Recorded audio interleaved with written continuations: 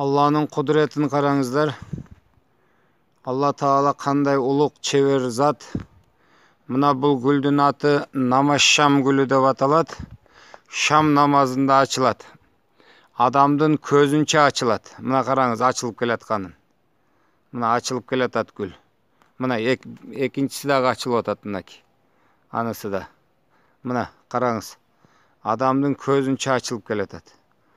Eköö тең. Mına көзүңүзчө açılады. Ар жактагысы açıldı, мен аны татқанға жетишпей қалдым. Мына азыр дагы экөө açılıp келатат, караңызчы. Ар жагында дагы бирөө açылат. Мына ушу 5-6 жылдан бери ушул гүлдү өстүрөбүз. Мунун Алланын кудуретине там беребиз. Ушул жерде караңызчы кандай сонун болуп. Ушундай таптатынакай болуп жадырап түнү менен жайнап турат. Аны эртең күндүз саат 11-лерде солуйт.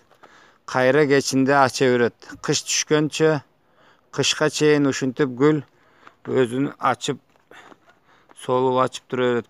Түнү менен таптатынакай болуп гүлдөп турат. Бул менин кечинде дайрат ала турган, намазга дайрат ала турган дайратканамдын алдына эгип койгонмун. Ушундай болуп ачылып, татынакай болуп турат. Мына мунусу да 4-нчүсү да ачылайын деп калды, аркы беттеги. Мына караңызчы. Көзүңүзчө ачылат. Аллаху акбар. Алланын кудуретинде чек жок. Сонун гүл. Ушул гүлдөн эгип койсоңуздар, өкүнбөйсүздөр. Намаз шам гүлү. Иншаллах.